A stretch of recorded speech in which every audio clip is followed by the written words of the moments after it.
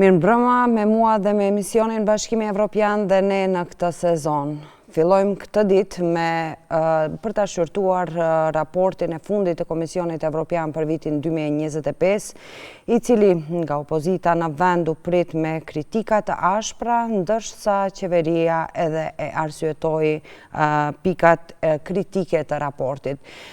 Fillimisht do doja të ndjekim një kronik të përgatitur me kronologjinë e ngjarjes që nga publikimi i raportit, reagimet e aktorëve qeveritar, politik dhe më pas edhe opozitës, si dhe aktorëve të Bashkimit Evropian, të ndjekim deklaratat e tyre për të parë në kronologji se çfarë ka ndodhur dhe për të diskutuar më tej në studio me të ftuarin që kam. Komisioni Evropian ka publikuar raportin e progresit për Maqedoninë e Veriut për vitin 2025, një dokument që vlerëson se vendi ka bërë progres të kufizuar, ndërsa reformat kyçe në procesin e integrimit evropian kanë mbetur të ngadalësuara. Sipas raportit, një nga detyrimet më të rëndësishme, ndryshimet kushtetuese, nuk kanë lëvizur asnjë hap përpara. Në të njëjtën kohë, polarizimi politik vazhdon të bllokojë miratimin e ligjeve të rëndësishme, duke zvarritur procesin e negociatave. Raporti është veçanërisht kritik në kapitujt e sundimit të ligjit. Sistemi gjyqësor vlerësohet me përgatitje mesatare, por pa progres gjatë vitit, ndërsa korrupsioni cilësohet si i përhapur gjerësisht, me mungesë të rezultateve konkrete dhe raste të profilit të lartë që mbeten pa epilog. Në këtë pamje të përgjithshme, Komisioni evidenton edhe disa fusha ku janë bërë hapa përpara. Vendi ka ruajtur harmonizim të plotë me politikën e jashtme dhe të sigurisë së Bashkimit Evropian, duke konfirmuar orientimin e tij strategjik. Po ashtu, përmendet progres në administratën publike me miratimin e ligjeve të reja për shërbimin civil dhe avancimin e proceseve të digitalizimit. North Macedonia, as I have said, kept... Maqedonia e Veriut, siç thash, ka mbetur plotësisht në përputhje me politikën e përbashkët të jashtme dhe të sigurisë dhe ka vazhduar punën teknike mbi udhërfyesit dhe planin e veprimit që lidhen me klasterin e parë. Por vendi nuk ka ndërmarrë hapa vendimtar për të avancuar në procesin e negociatave të pranimit gjatë vitit kaluar. Duhet të miratojë ndryshime kushtetuese në përputhje me përfundimet e Këshillit të Evropës të vitit 2022 për të përparuar në rrugën e saj drejt Bashkimit Evropian. Nuk është bërë progres në reformat gjyqësore dhe në luftën kundër korrupsionit. Kjo mbetet shumë e rëndësishme. Këto nuk janë vetëm standarde, por themeli besimit të qytetarëve dhe për të ardhmen evropiane të vendit. Për 3 vite me radhë në këtë fushë nuk kemi progres domethënës, por megjithatë, një përkushtim i ri mund të bëjë dallim serioz. Të sigurohet pavarësia financiare gjyqësore e lirë nga ndërhyrjet, do të ishte çelësi që do të rikthente besimin e opinionit dhe të vazhdohet me reformat. Që sfidat ekzistojnë në pjesën e sundimit të ligjit dhe luftën kundër korrupsionit, pranon edhe kryeministri Hristijan Mickovski. Sipas tij, këto probleme nuk mund të adresohen për shkak se mungon bashkëpunimi ndërinstitucional. Shefi i ekzekutivit siguron se qeveria mbetet e përkushtuar në rrugën eurointegruese, por jo në presionet e jashtme dhe standardet e dyfishta. Политическата поляризация и недоволната соработка меѓу Polarizimi politik dhe bashkëpunimi i pamjaftueshëm mes institucioneve mbetet pengesa që ngadalson implementimin e reformave. Kjo qeveri jo vetëm se është e vetëdijshme për këto sfida, por po punon në tejkalimin e tyre. Janë vënë prioritete të reja në reformat gjyqësore, për rritjen e përgjegjësisë dhe në përcaktimin e kritereve të qarta për vlerësimin e gjykatësve dhe prokurorëve publik. Në pjesën e antikorrupsionit, procesi i tërësishëm i digitalizimit të furnizimeve publike dhe transparencës së shpërndarjes buxhetore do të vazhdojë në vitin 2026. Por opozita ofron një interpretim krejt tjetër të raportit. Kryetari i LSDM-s Venko Filipçe deklaroi se raporti tregon qartë ngjecje dramatike të qeverisë, sidomos në sundimin e ligjit dhe funksionimin e institucioneve. Sipas tij, drejtimi i gabuar i vendit shihet në çdo faqe të raportit. Edhe BDI reagoi duke e quajtur raportin indikator të regresit historik, duke akuzuar qeverinë për bllokimin e ndryshimeve kushtetuese, politizimin e administratës dhe dobësimin e pozitës ndërkombëtare të vendit. Për opozitën, raporti si vjetëm është më i dobët në 10 vitet e fundit dhe dëshmon mungesë vizioni dhe paaftësi politike. Midis vlerësimeve të Brukselit, optimizmit të qeverisë dhe kritikave të opozitës, një gjë është e qartë. Maqedonisë së Veriut i kërkohet progres i verifikueshëm, sidomos në sundimin e ligjit dhe luftën kundër korrupsionit, për të avancuar drejt hapjes së kapitujve të negociatave.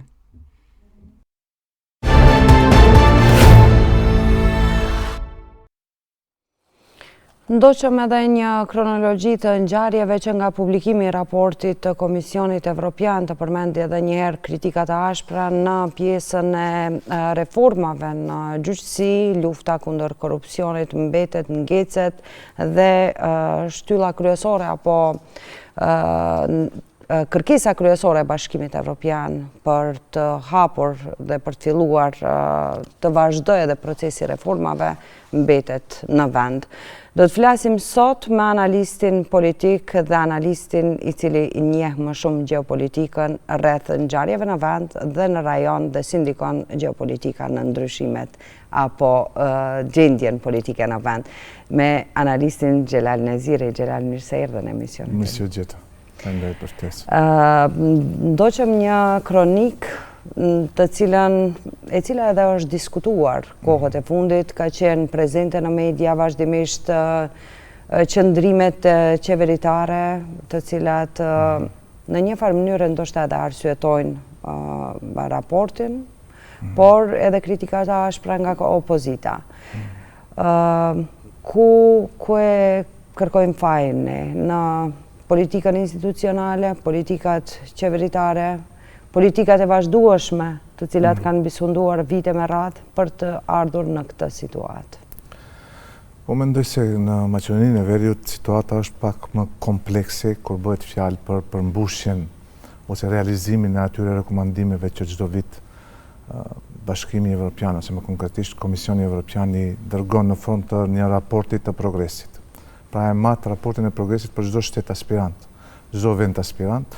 Dhe në rastin ton, mendoj si shtet, ka më shumë aspekte. Pra nuk është vetëm, themi, mungesa e vullnetit të qeverit ose qeveria aktuale dhe qeverit paraprake që të zbatojnë ato rekomandime.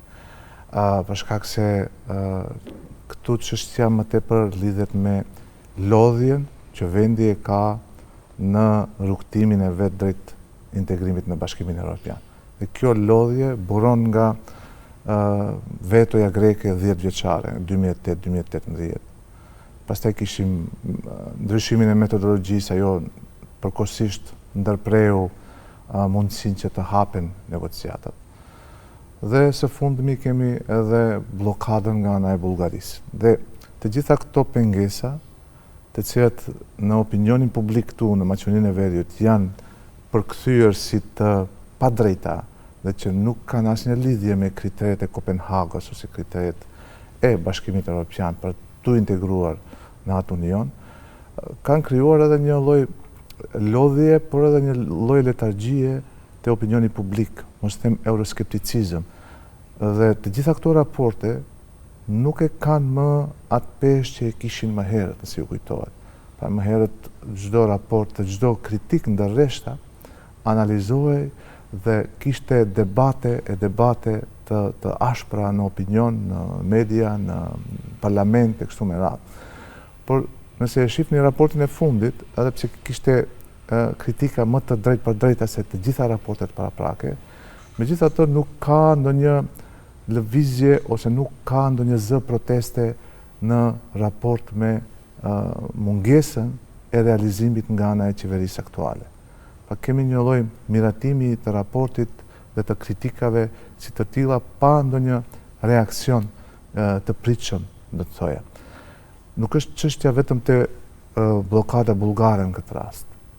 Për shkak se ka reforma të cilat është dashur të kryhen dhe nuk kanë lidhje me bllokadën bullgare. Dhe këto reforma janë në formën e planit aksional për minoritete, që janë pjesë e kornizës negociuese, dhe 2 udhërrëfyesit. Njëri është për luftën kundër korrupsionit dhe tjetri është për reforma në administratë. Dhe këto ngërthejnë në vete sjelljen dhe miratimin dhe zbatimin e njësër ligjeve, të cilat është dashur vendi t'i bëjë, me qëllim që të hapet klasteri themelit, pra klasteri i parë që hapet i pari dhe që mbyllet i fundit.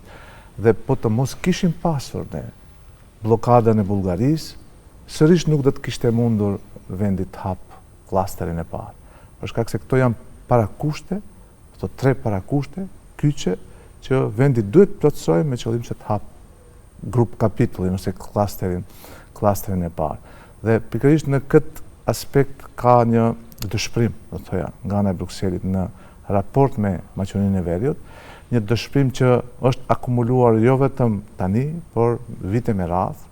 Pra të gjitha raportet që publikohen nga ana e Komisionit Evropian përbën një skanim të detajuar të gjendjes këtu dhe ofrojnë masa që të përmirësohet situata, ofrojnë rekomandime konkrete të miratimit ligjeve, ndryshimit ligjeve, ndryshimeve kushtetuese kështu me radhë. Mirë po që çdo vit raportet merren si një, do të thojë, si një rutinë, si një normalitet dhe nuk veprohet pas miratimit të atyre raporteve. Dhe tani dikush mund të thotë që është Brukseli nuk mund të na tregojë neve se çfarë duhet bëjmë ne këtu. Mirë po, përderisa ne jemi aspirantë që të jemi pjesë e atij klubi dhe kemi aplikuar për të bërë antar i atij klubi, është shumë normale që ai të jap edhe listën e kritereve dhe standardeve që duhet i plotësosh. Kryesisht ato rekomandime janë këto kritere. Pra janë shumë të precize, shumë të detajuara dhe shumë sakt tregojnë se ku duhet të intervenohet me qëllim që sistemi të funksionojë si duhet.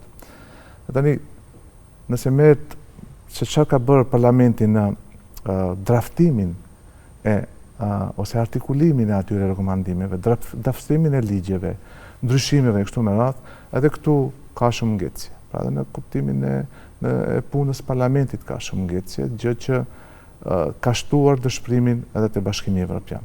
Dhe tani pas krejt kësaj, do të thoya, kësaj përgjumjeje të institucioneve tona, vite me radhë, por edhe vitin e fundit, tani është shumë logjike që brenda BE-s të hapet edhe dilema, të shtrohet edhe dilema nëse Maqedonia e Veriut realisht e do integrimin.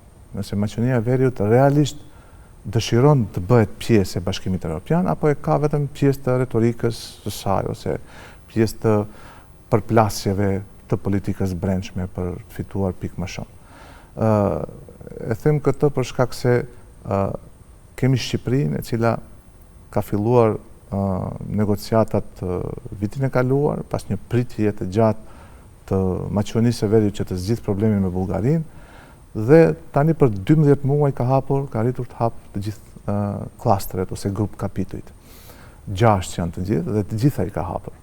Tani nuk është çështje e kryer, tani fillon puna më e rëndë për Shqipërinë, po është një kohë rekorde që ka përmbushur parakushtet për të hapur kapitujt.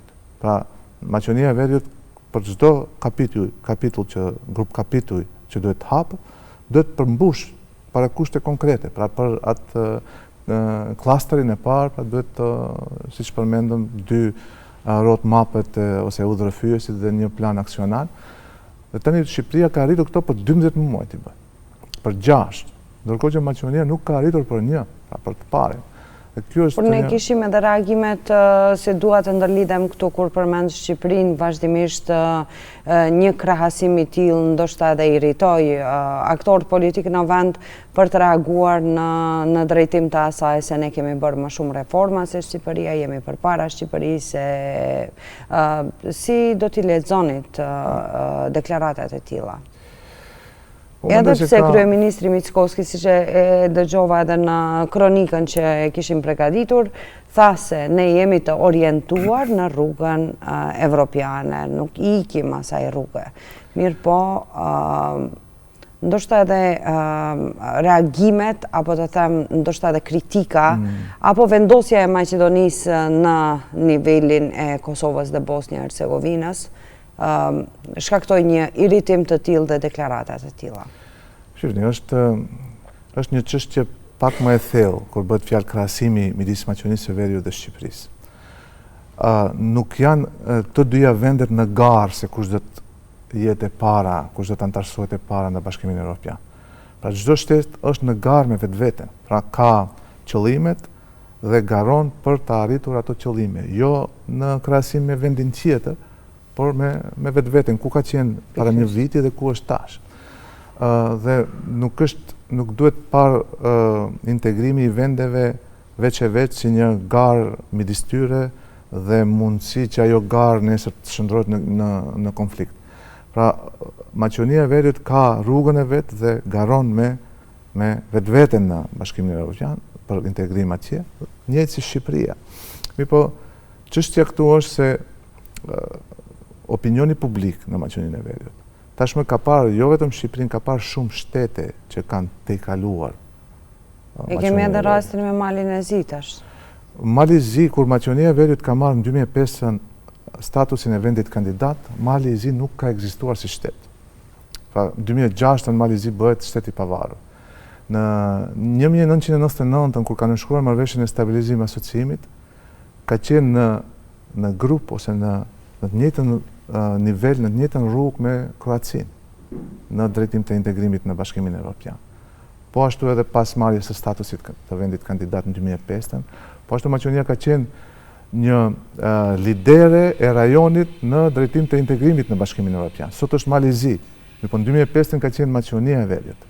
Dhe tani të gjitha ato politika nacionaliste dhe politikat gabuara në raport me Greqinë në atë kohë, kanë sjellë që të gjitha këto vende, pra Mali i Zi, Kroacia, mos flasim se Kroacia në 2013 u bë antare e Bashkimit Evropian dhe është antare e fundit në procesin e zgjerimit në Bashkimin Evropian. Pra ka diku 12 vite pauzë në zgjerim të BE-s.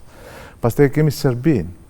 Pra Serbia ka hapur në 2014 negociatat, edhe pse ka ngecje për shkaqe të pozicionimit saj edhe në politikën e jashtme, por edhe mungesës reformave të brendshme. Të gjitha këto vende kanë kaluar Maqedoninë e Veriut. Dhe tani vjen një situatë që edhe Shqipëria që në 2018 ka fituar statusin e vendit kandidat, pra tiku mos them 13 vite pas Maqedonisë së Veriut.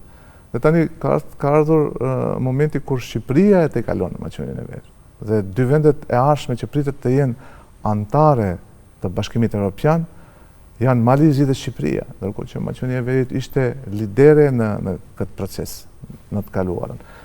Dhe kjo pastaj do t'i bëj vetë maqedonasit të reflektojnë se a është kjo politika që ne duhet të bëjmë dhe a është kjo politika që ne duhet të ndjekim. Dhe ky debat patjetër që do të hapet brenda etnisë maqedonase, brenda elitave të etnisë maqedonase, me qëllim që të shohin se a është vërtet rruga e duhur, rruga e inatit me fqinjët, rruga e inatit me Bashkimin Evropian, apo do duhet të ndjekin rrugën e Malit Zi. Pra Mali Zi tani ka disa probleme me Kroacinë.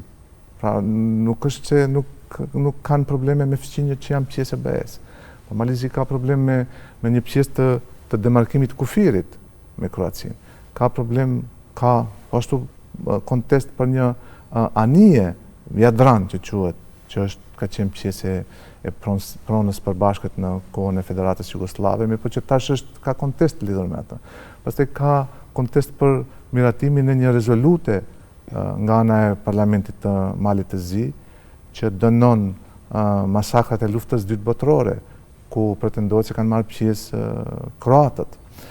Pastaj ka po ashtu një kërkesë nga Kroacia që të njohë gjenocidin e kryer në luftrat e Jugosllavisë nga ana e ushtarëve Malazias. Pra ka shumë çështje të cilat shteti me mençuri i menaxhon dhe këto konteste i menaxhon shumë në atë mënyrë sa që të mos nxis ose të përkeqësoj situatën brenda skenës politike kroate dhe në atë moment çështja me Malin e Zit bëhet çështje prioritare dhe kush mban një pozicion më të fortë ndaj Malit të Zit të bëhet partia më e votuar. Dhe në këtë drejtim mendoj se Mali i Zi ka arritur të menaxhojë si duhet. Pra të mbaj negociatat për zgjidhjen e atyre problemeve në nivel më të ulët të mundshëm në atë agjendë publike.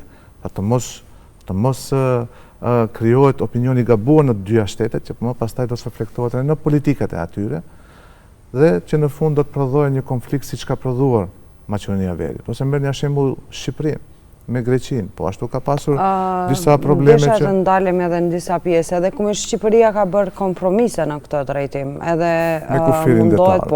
Po. Por flasim për kompromiset edhe kur kemi biseduar, kemi diskutuar disa herë, edhe Kroacia mes, domethënë, aktorët politik gjetën një farë kompromisi kur bëheshte fjalë për çështjet evropiane apo rrugën eurointegruese të vendit. Si duket edhe Shqipëria ka një momentum të tillë. Gjithashtu edhe Malizi e shohim se e bën të njëjtën. Pse ndër vite nuk ndodhi kjo në Maqedoni? Është mos pajtimi i shoqërisë, duhet të punohet më shumë me shoqërinë, ndoshta duhet të jenë më të zëshëm, duhet të aktivizohet ajo pjesë, për mos t'ja lënë dorë vetëm politikës, pasi që ne shohim edhe në zgjedhje se kemi vetëm 50% me zjarrim që 50% të popullatës të votojnë dhe t'i drejtojnë kutive të votimit, ku e kemi 50% tjetër. Ndoshta nuk pajtohet me këto politika. Ndoshta do doja të pyes se ku e shihni ju, domethënë problematikën. Vetëm në politika, po edhe tek mendësia shoqërore, kolektive. Po mendoj se problemi këtu qëndron te mungesa e një pjekurie të nevojshme te elitat politike këtu në Maqedoninë e Veriut. Kur them te elitat politike, këtu më tepër i kam parasysh elitat politike të popullit maqedonës, për shkak se ata janë shumicë në këtë shtet dhe ata janë ata që mund të përcaktojnë edhe drejtimin e lëvizjes shtetit, por edhe tempin me cilin shteti mund të lëviz. Pra drejtimi është drejtbëhes, po tempin nuk mund ta bëjnë partitë tjera politike, që në rastin tonë janë ndara në baza etnike, pra partitë shqiptare. Partitë shqiptare mund të bëjnë ndonjë opozit ose ndonjë presion i cili edhe në rastet shumëta mund të keq kuptohet. Mirë po bëhet fjalë për mungesë vizionit qartë nga ana e elitave politike maqedonase se ku duhet shkoj shteti dhe pse duhet shkoj ande. Dhe mendoj se këtu ka një ngjashmëri me Serbi. Pra edhe në Serbi, nëse analizoni nga fillimi, pra nga 2023 kur lansua plani i rritjes dhe i reformave dhe ku u ndanë fonde për 6 vendet aspirantët Ballkanit Perëndimor që të marrin aq fonde sa implementojnë reforma. Serbia ka 0 fonde, për shkak se nuk ka arritur ti miratoj asnjë nga ato reforma që i ka dërguar si agent e reformave në Bruxelles. Nuk ka arritur për shkak se nuk ka vizion, nuk ka përvizion dhe nuk ka vullnet të fuqishëm për integrim në Bashkimin Evropian. Dhe duke marrë parasysh praninë e narrativave, mediave, ndikimit politik, religios, e kështu me radhë të Serbisë në Maqedoninë e Veriut, mendoj se ai ndikim është reflektohet në ngecje dhe mungesë të mbështetjes për procesin e integrimit në Bashkimin Evropian. Pra, ky ndikim është mendoj se në radhë të parë është mos them fajtori kryesor, por është do të thoja burimi i ngecjeve të Maqedonisë së Veriut në drejtim të lëvizjes së saj drejt fillimisht integrimit në NATO, dhe më pastaj integrimit në Bashkimin Evropian. Juve ju kujtohet se me çfarë trazirash kaloi marrëveshja e Prespës, fillimisht negociatat, pastaj nënshkrimi, dhe në fund miratimi, ndryshimet kushtetuese, pra gati sa nuk eskaloi një luftë, për shkak se me integrimin në NATO gjysma e punës është kryer, pra Maqedonia është orientuar drejt perëndimit, ndërkohë që me integrimin në Bashkimin Evropian më do të jetë komplet e orientuar dhe pozicionuar me perëndimin. Dhe kjo natyrisht se shumë forcave nuk u pëlqen si orientim, nuk i pëlqen as Rusisë, nuk i pëlqen as Kinës, por ka dhe shtete tjera që nuk dëshirojnë që Ballkani Perëndimor të jetë pjesë e Bashkimit Evropian. Posaçërisht shteteve që e shohin Ballkanin si port për plasimin e produkteve, prodhimeve të tyre në tregun evropian, dhe me integrimin e Ballkanit në BE do të kishim rregulla tjera dhe rregullime tjera të ekonomisë së vendit, gjë që nuk është në përputhje me interesat e atyre shteteve, por ka dhe arsye gjeopolitike, siç përmenda Rusinë, e cila tashmë është në një përplasje shumë të hapur me Bashkimin Evropian. Pra, ju e shihni se çfarë zhvillimesh bëhen edhe brenda Bashkimit Evropian, kuptimin e armatimit, pra miliarda shpenzohen në të gjitha shtetet për të armatosur ushtrit, për të rritur ushtrit, për të forcuar ushtrit dhe për të përgatitur ato për një përplasje të mundshme ose luftë të mundshme me Rusinë. Dhe kjo ndarje në skenën e gjeopolitikës mendoj se po ndikon edhe në Maqedoninë e Veriut, njëjtë siç ndikon në Bosnjë, njëjtë siç ndikon edhe në Serbi, por edhe në Malë të Zi. Pra nuk është Mali i Zi imun ndaj këtyre ndikimeve që e pengojnë në integrimin drejt BE-s, por e tha se ka arritur të menaxhojë në farforme me mjeshtri, me qëllim që ato probleme të ngelen në tavolinë për zgjidhje dhe jo të shfrytëzohen si mjete politike në të dyja vendet. Shqipërinë e përmendur njësoj me Greqinë, me rastin e aty kryetarit komunës Himarës që u arrestua duke blerë vota, mirë po në kundërshtim me vlerat evropiane dhe në kundërshtim me atë vlerë për luftë kundër korrupsionit, për shtet ligjor, u detyrua të liroj me qëllim që të mos nxis Greqinë që të vendos veto për integrimin e Shqipërisë në Bashkimin Evropian. Pra, vullneti dhe dëshira janë më të mëdha se sa inatet ose e drejta që mund të ketë një shtet. Edhe në rastin e Maqedonisë së Veriut, nuk duhet të ketë dyshim se kontesti me Bullgarinë është shumë paradoksal. Shkak se ne, kur flasim për Bashkimin Evropian, ne flasim për integrim në një klub që ka vlera tjera, i cili mes historisë dhe të së ardhmes ka zgjidhur të dytën, pra të ardhmen, ka zgjidhur perspektivën e ndriture, jo të ngecet në atë lëmshin e historisë të së kaluar spërgjakshme, Gjermani, Francë, lufta e dytë botërore, lufta parë botërore. Pra armiqësitë në Evropë kanë qenë shumë më të mëdha se këto janë çështje të cilat burojnë diku nga historia. Paradigma e tyre është të shohim të ardhmen. Dhe tani paradoksalisht Maqedonia e Veriut bllokohet për çështje që i përkasin së kaluarës. Dhe kush ka drejt, unë nuk jam historian dhe nuk mund ta them se ku është e drejta. Po kjo duhet të lihet në duart e komisioneve ndërshtetërore të historianëve që gradualisht nëpërmjet një procesi që të arrijnë deri te e vërteta shkencore. Dhe ajo e vërteta pastaj të reflektohet edhe në pjesën tjetër të shoqërisë, pra edhe në politikë, edhe në librat e historisë, edhe kështu me radhë. Po është një proces që merr më shumë kohë, pa nuk bëhet me një marrëveshje ose me një blokadë. Ndaj edhe mendoj se sa është keq menaxhimi i situatës nga ana e Maqedonisë së Veriut, sa është mungesa e vullnetit real të elitat politike maqedonase që të integrohet vendi në Bashkimin Evropian, aq është edhe fajtor, do të thoja, blokada e Bullgarisë dhe e Greqisë, të cilat të dy blokadat që janë krejtësisht paradoksale kur bëhet fjalë për natyrën e procesit të integrimit evropian. Këtë disa herë thekson edhe kryeministri Mickoski. Pjesën e kam dëgjuar edhe në për analizat të ndryshme, ku analistë të ndryshëm politike kanë trajtuar këtë çështje nga elita maqedonase, dhe thuan se ndoshta kjo nuk është një garancë, edhe nëse kërkojmë një garancë nga Bashkimi Evropian për mos pas kushte tjera, prap se prap duke marrë parasysh edhe ndryshimet që ndodhin brenda Bashkimit Evropian, ne nuk mund të presim apo të kemi një garancë të tillë se nuk do të ndodhë diçka e tillë. Prandaj duhet ndoshta brenda vetes të i kalojmë disa gjëra. Kur përmendte edhe ligjet apo reformat të cilat flasim, se në një aspekt, në aspekt institucional, ne kemi kaluar një progres reformues dhe ka ligje të cilat janë në përputhje me ligjet e Bashkimit Evropian, të cilat i monitoron Ministria për çështje evropiane.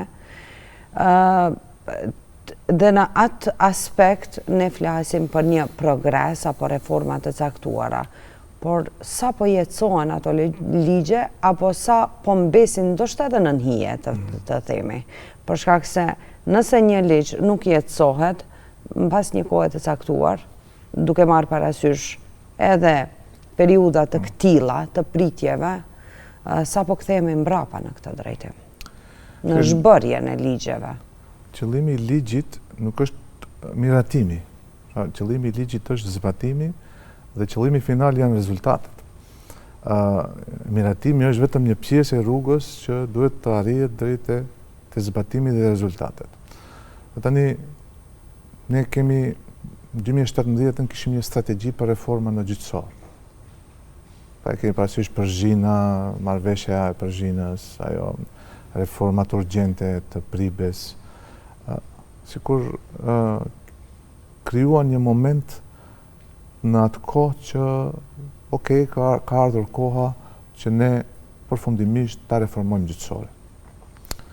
Dhe u miratua një strategji 2017-2022, pra 5 vjeçare, çfarë duhet bërë me reformat, me gjyqësorin.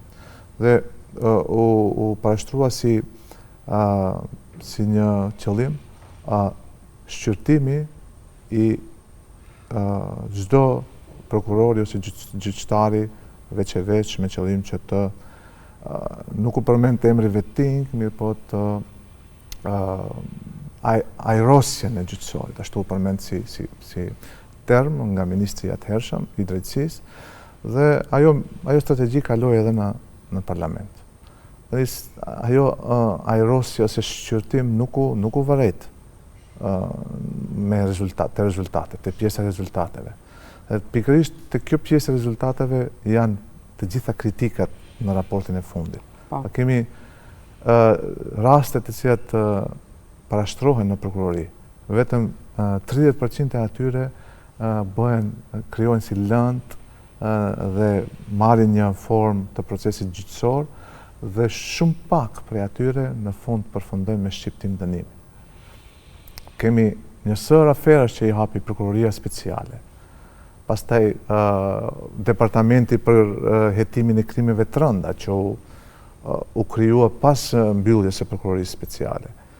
Dhe të gjitha këto lëndë që janë krijuar, që ende janë aktuale në opinion, nuk kanë asnjë epilog konkret gjyqësor. Shumë pak politikanë, kështu them më thjesht, që kanë keq përdorur pushtetin janë në burg. Ose kanë ikur nga Maqedonia e Veriut, ose kanë gjetur mënyrë që jo vetëm të qëndrojnë të lirë, por të vazhdojnë biznesin e tyre. Dhe kjo është rezultati i të gjitha këtyre reformave të pretenduara në gjyqësor. Dhe ju mbase mund të gënjeni opinionin këtu, por nuk mund të gënjeni Bashkimin Evropian, nuk mund të gënjeni Shtetet e Bashkuara të Amerikës, që ka një metodologji të shqyrtimit shumë në detaje të reformave që ju i merrni përsipër t'i bani. Dhe ky shqyrtim pastaj nxjerr atë pasqyrë të cilën ne i marrim e shohim në formë të kritikave dhe rekomandimeve. Ajo që është do të thoja frustruese për Bashkimin Evropian në këtë moment, ose të njëjtat rekomandimet, njëjtat kritika bëhen çdo vit. Dhe kur bëhet fjalë për pavarësimin është një ndër obligimet e marra në ato reforma nga ana e Maqedonisë së Veriut që të bëj pavarësimin financiar të gjyqësorit. Pa mos varet nga buxheti i qeverisë, po të ketë buxhet të vetin të mjaftueshëm që të hap lëndë, të procesojë lëndë dhe të gjykojë. Dhe edhe këtu çdo vit buxheti kur planifikohet nuk merren parasysh ato reforma. Dhe ky është një indikator të cilin e shohin edhe Brukseli e Washingtoni. Pra ti do të implementosh reforma, po ku do t'i marrësh mjetet që të implementosh ato. Shumë se dëshiron digitalizimin e procedurave gjyqësore ose të gjyqësorit në tërësi. Kërkohet mjet, pra kërkohen miliona euro. Dhe ti nuk i parashen në buxhetin tënd. Që do të thotë se nuk do t'i bësh. Pastaj është pasivizimi i parlamentit, i cili nuk ka ndjekur dinamikën e e propozuar në ato raportet të progresit. Ndërsa është institucion kyç. Është institucion kyç. Pastaj është reforma e agjendave. Në 2024 është dërguar nga ana e qeverisë së re. Paraprakisht u dërgua një tjetër, mirë po u revidua një farforme dhe u dërgua reforma e agjendave. Pra është 2024-2027. Pra është një dokument të cilin vetë vendet aspirante e përpilojnë. Pra çfarë ne mund të bëjmë në këtë periudhë, këto mund t'i bëjmë, dhe në bazë të planit rritjes dhe reformave, për ato reforma do të ketë fonde të cilat do t'i marrë si shpërblim. Pra do të marrë fonde, aq fonde sa do të bëj reforma. Dhe edhe të ajo lista e reformave që vetë i kanë marrë përsipër t'i bëjnë si qeveri, edhe atje ka një ngecje. Pra diku 2/3 e atyre ligjeve janë miratuar. Dhe një ajo pyetja që ma bët ju se sa ato ligje implementohen dhe çfarë janë rezultatet. Dhe tash prapë do ta bëjmë një krahasim me Shqipërinë. Çfarë janë rezultatet e reformave në drejtësi në Shqipëri? Po. Rezultati është se ka 4 ministra që aktualisht janë në burg. Është kryetar i kryeqytetit, faktikisht i Tiranës, që është në burg u lirua me kusht. Pra janë figura të cilat nuk janë të opozitës. Pra janë figura që kanë keq përdorur pushtetin dhe janë të qeverisë aktuale, të partisë dhe cila mban pushtetin, janë funksionar të lartë të PS-s, e cila tani më e ka humbur pushtetin mbi gjyqësorin që t'i mbroj ato nëse e shkelin ligjin. Pra kjo është reforma në drejtësi. Pra këtu duhet indikator duhet qetë procesuimi në radhë të parë të keqpërdorimeve që janë bërë në qeveritë e kaluara, burgu për gjitha ato funksionarë që kanë shkel ligjin në qeveritë e kaluara, mirë po indikatori kryesor do të qetë se si do të sillet kjo qeveri në raport me keqpërdorime që do të hetohen ose do të zbulohen në periudhën e ardhshme, e që janë pjesë e partisë që përbën koalicionin qeverisës, ose partive që përbëjnë qeveri.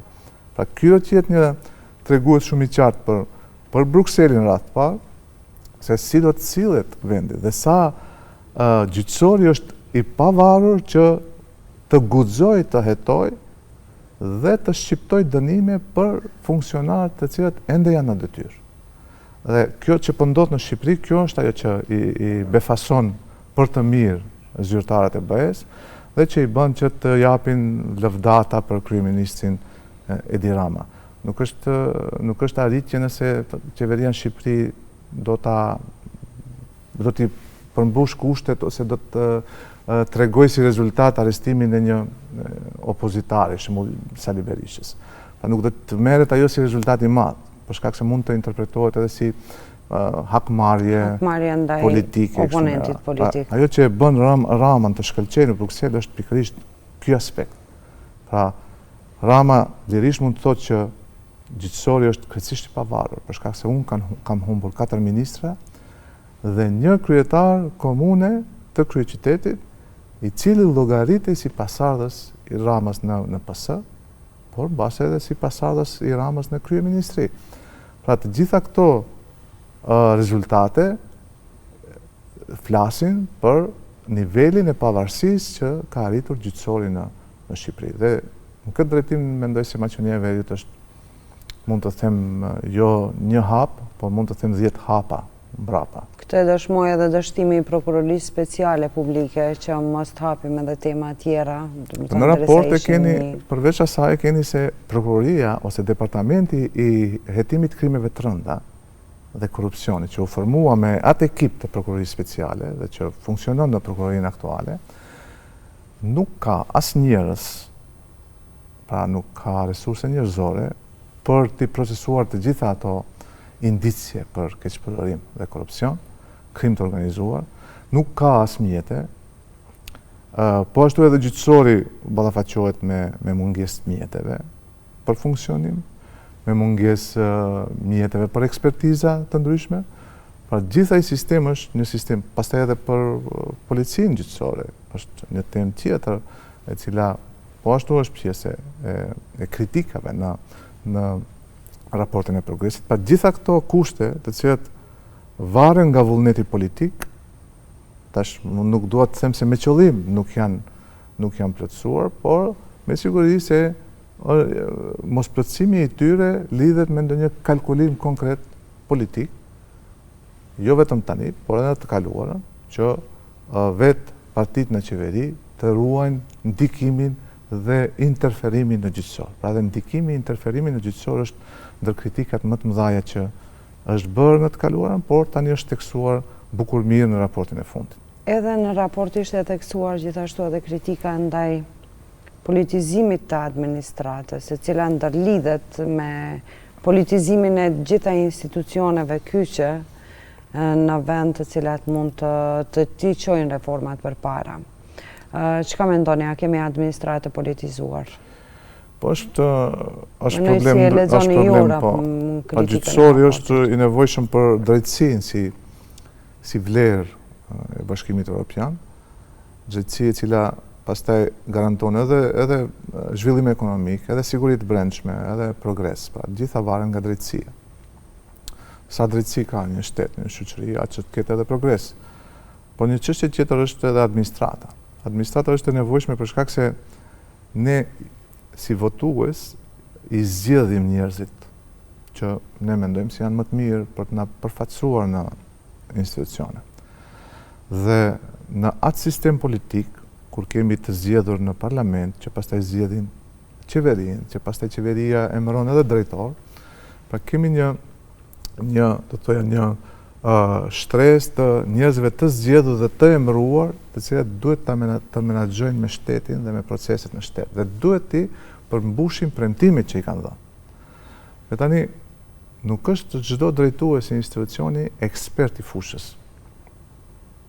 Nuk është çdo deputet ekspert i ligjeve, i fushave të ndryshme që rregullohen me ligje. Nuk është çdo drejtor i institucioni ekspert i asaj lëmie. Por ajo është menaxhues i resurseve njerëzore dhe zbatues i politikave që kanë marrë legjitimim në zgjedhje. Dhe këtu vinë në shprehje administrata. Pra administrata nuk duhet të mendoj, as të vlerësoj. Administrata duhet të jetë e aftë që të zbatoj ligjet të cilat i sjell parlamenti dhe të zbatoj vendimet dhe aktet tjera që i sjell qeveria dhe institucioni ku ata punojnë. Dhe këtu është problemi kur flasim të ajo mungesa midis miratimit të ligjeve dhe rezultateve. Pra ai hendeku, ai gepi i madh që është. Për shkak se ura këtu mungon. Pra ajo urë është administrata. Pra mungon një urë efektive që do ta lidh ligjin me rezultatet. Pra sillet ligji dhe jepen rezultatet. Merrni ligjin e gjunëve. Që sa ka administrata aktuale kapacitet për ta implementuar atë ligj. Pra nuk ka kapacitet. Ne shohim, ende flasim sot se një institucion nuk e ka një webfaqe në gjuhën shqipe. Një dokument tjetër nuk përkthehet në gjuhën shqipe, ose përkthimi është bërë me Google Translate, ose nuk është përkthim adekuat. Gjitha këto flasim për mungesë të kapaciteteve në administratë. Se ne kemi një administratë edhe të vjetruar, pra kemi një administratë e cila nuk e kupton rolin e vet. Administrata mendon se ka drejt vlerësoj. Nëse duhet të përdor gjuhën shqipe me një dokument, ose s'duhet të përdor gjuhën shqipe. Ai nuk duhet vlerësoj, duhet të zbatoj ligjin. Nëse ligji thot dy gjuhë, pa marrë parasysh dëshirën e administratorit, ajo është e parancishme në atë rast, ai duhet të zbatoj ligjin. Po tani nuk është ky rast, jo vetëm tek ligji gjuhëve, ka shumë ligje tjera. Vetëm për dikën vlejnë të gjitha ato dispozitat ligjore, po për dikë administratori vlerëson se mund edhe pa kushtet e para me ligj të marrë një vendim. Ky është problemi kryesor te na. Është rënjosja e mendësisë ndoshta kolektive e cila është mbjellë me vite për por edhe mendoj se bëhet fjalë më tepër për politizim, partizim të administratës. Përderisa kemi partizim të administratës, administratorët nuk i nënshtrohen ligjit dhe nuk janë të obliguar që të zbatojnë ligjin deri në fund. Pra nëse këto administratorë marrin instruksione nga qendrat partijake që ky ligj të mos zbatohet në tërësi, ata janë të mbrojtur, e dinë se janë të mbrojtur për shkak të peshës që ka partia politike, se nuk do të ndodhë asgjë nëse nuk e respektojnë ligjin ose nuk e zbatojnë ligjin. Pikërisht ky është problemi kryesor që lidhet me administratën, pra partizimi, i cili duhet filloj nga koka, nuk duhet filloj partizimi nga administratorët, do të thoja, që në të rangeve më poshtë, po duhet filloj më lartë. Dhe për atë ka një ligj i cili çuditërisht nuk miratohet në parlament, që është ligji për shërbimet larta shtetërore, që nënkupton zgjedhjen e drejtorëve nëpërmjet konkurseve publike nga evaluatorë të jashtëm. Pra që mos ketë lidhje me institucionin dhe të mos ndikohet të vendimi i tyre se cili do të zgjidhet në një pozicion të caktuar të drejtorisë, dhe pikërisht duke marrë këtë aspekt të meritokracisë në zgjedhjen e drejtorëve, pastaj ai, do të thotë, me aftësitë menaxheriale do të arrijë që të zbatoj politikat e meritokracisë brenda institucionit. Dhe pa marrë parasysh se si kush është punësuar, nëse drejtori zbaton ato politika dhe nëse drejtori nuk sheh me syza partiak, por nuk do të shoh për shkak se ai aplikon në një pozicion me meritat e veta, jo me emërime partiake, atëherë mendoj se edhe vetë administrata do të reflektojë ndryshe. Vetë administrata do të fokusohet në zbatim të akteve, ligjeve, kushtetutës, e kështu me radhë. Pra do të jetë ligj zbatuese, nuk do të jetë penguese e zbatimit të ligjeve. Dhe pikërisht në këtë drejtim, Maqedonia e Veriut ka një ngecësi shumë të madhe. Është notuar edhe më herët në për këto raportet e Komisionit Evropian, mirëpo tani është pothuajt edhe me një gjuhë shumë të ashpër. Shumë të drejtë për drejtë. Të drejtë për drejtë, dhe mendoj se është mirë që është thënë në këtë mënyrë, me qëllim që të hapet një debat më i gjerë në opinion, që të themi se pse na duhen këto reforma në administratë, në gjyqësor, në polici, po ashtu. Për shkak ku flasim për administratën, ne flasim edhe për policinë, edhe për aspektin e sigurisë. Na duhen për shkak se jo të kënaqim dikën në Bruksel, jo për hir të integrimit ne i bëjmë këto. Ne mos i marrim ne këto si sakrifica që i bëjmë ne për të bërë pjesë e BE-s. Jo. Këto reforma do ta bëjnë jetën e qytetarit shumë më të mirë, pra do ta bëjnë një jetë evropiane, një jetë që ne e ndrojmë. Pra shkojnë të ri, të ndej, për shkak se nuk ka jetë evropiane këtu. Pra kryesisht për ta bërë një jetë evropiane këtu.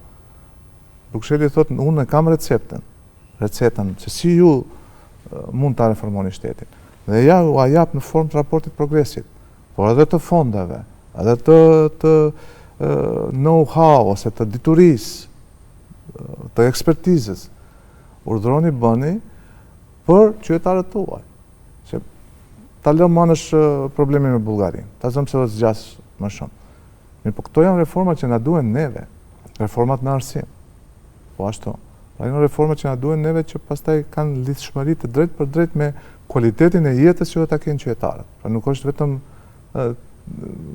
t'i bëjmë për shkak se i kërkon BE-ja. Këto duhet bëhen për shkak se i kërkojnë qytetarët, ose duhet i kërkojnë qytetarët.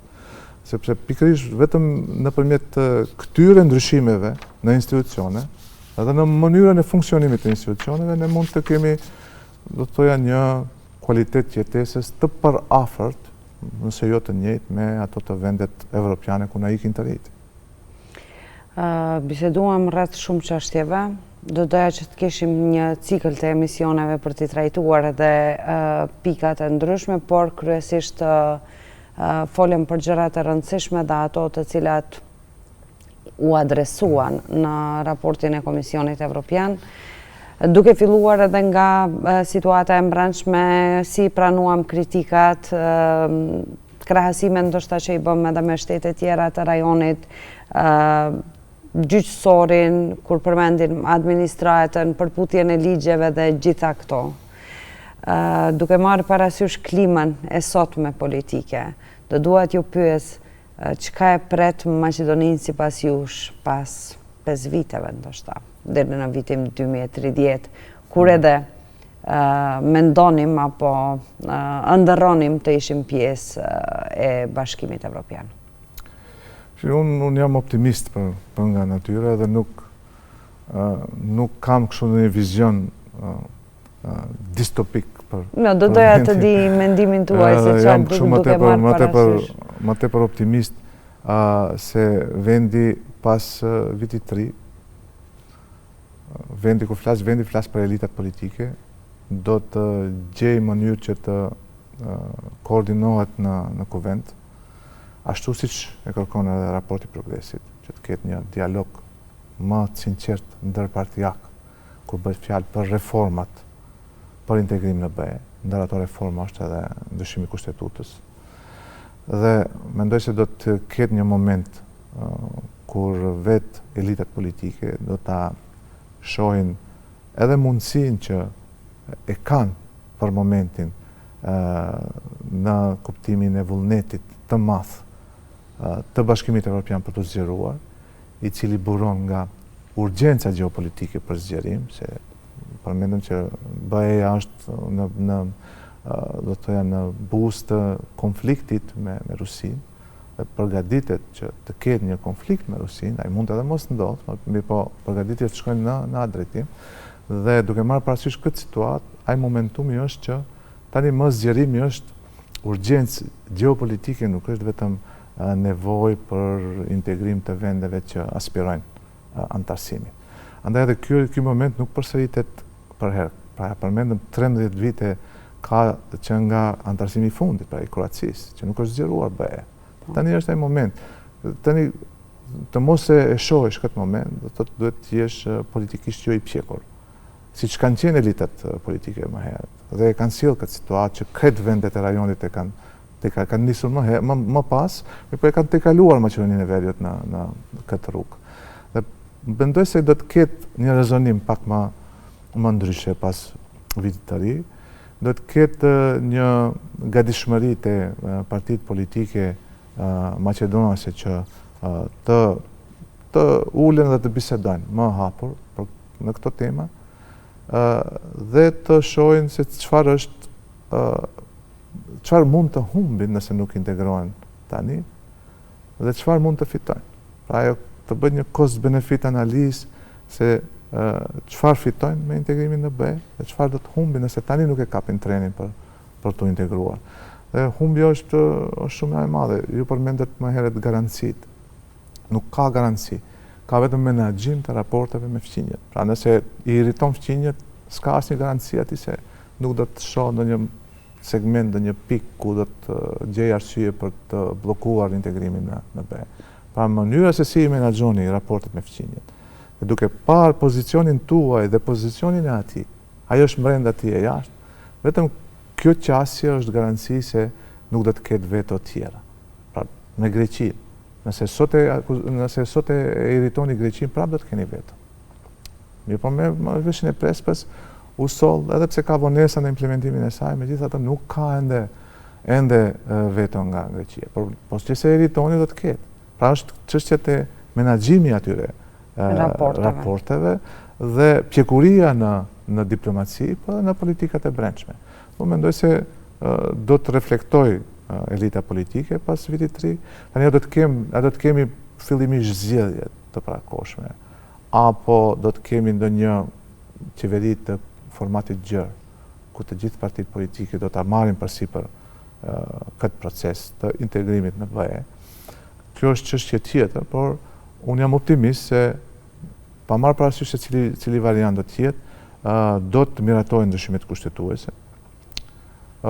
Qeveria do t'i qaset me seriozitet procesit reformave, konform rekomandimeve të Bashkimit Evropian, të Komisionit Evropian nëpërmjet raporteve, dhe do të arrijë të jetë aty ku ishte, pra në grup me Shqipërinë, dhe tani në grup pra edhe me Malin e Zi si një lider i integrimeve në Bashkimin Evropian. Dhe duke qenë pastaj pjesë e Bashkimit Evropian, edhe forcohet edhe pozicioni i Maqedonisë së Veriut, por edhe mbyllet, ajo është garancia më e madhe. Pra në atë rast nuk do të ketë më blokada, nuk do të ketë më veto. Pra sa më shpejt bëheni pjesë e Bashkimit Evropian, aq më pak janë mundësitë që të keni veto. Në të kundërtën, nëse Shqipëria nesër bëhet antare e Bashkimit Evropian, pra 2018 deri 2028 deri 2030 besohet se do ta rumbullakoj procesin. Atë çfarë do të ndodhë nëse nesër Shqipëria mund të gjej argumente dhe mund të gjej hapësirë për të vendosur veto. Dhe mund të imponojë ndryshime brenda Maqedonisë së Veriut për vendosë ose për të mos për të lejuar faktikisht vendin që të vazhdojë më tutje. Pra, sa më shumë vonohet Maqedonia e Veriut, aq më shumë rriten shansat për bllokim, për veto, por po ashtu edhe për tensione të brendshme. Për shkak se integrimi i Shqipërisë në Bashkimin Evropian pastaj do të rrisë edhe interesin e shqiptarëve këto që të jenë më të lidhur me Shqipërinë se sa me Maqedoninë e Veriut. Vetëm shihni se si reaguan dje kur u shpall hapja e fundit ose u festua me tort në Bruksel hapja e klastrit fundit dhe sa me entuziazëm u prit te shqiptarët etnik këtu. Nëse në 2005 nëse ju kujtohet kishte një deklarat Branka Crvenkovski, ishte kryeministri i atëhershëm, nëse atëherë thonte se shqiptarët e Maqedonisë së Veriut do të krenohen se do të jenë shqiptarët e parë që do të jenë pjesë e Bashkimit Evropian.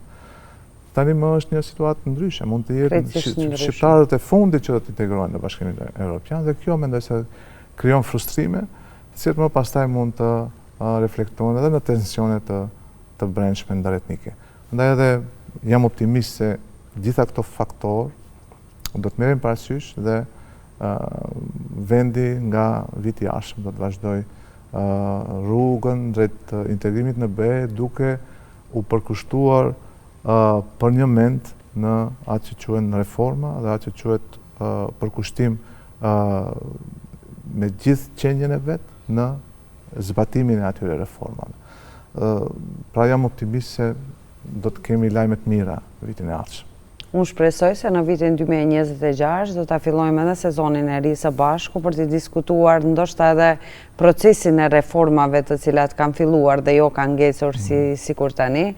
Dhe pas një kohe do ta diskutojmë edhe një raport pak më pozitiv nga Komisioni Evropian, edhe unë dua të jem optimiste dhe jam. Xhelal, të faleminderit që ishe pjesë e këtij emisioni. Takojmë në radhë tjera për të diskutuar edhe shumë çështje tjera. Faleminderit për ftesën, Nora. Se është një emision i cili kontribuon në atë që ne e quajmë europianizim të shoqërisë. Për shkak se pa europianizim të shoqërisë nuk mund të kemi edhe një proces të shëndosh të reformave që i përmend. Faleminderit. Të nderuar teleshikues, këtu përmbyllim këtë edicion. Bashkimi Evropian dhe ne takohemi sërish javën e ardhshme në të njëjtin termin. Mirëmbëngjes.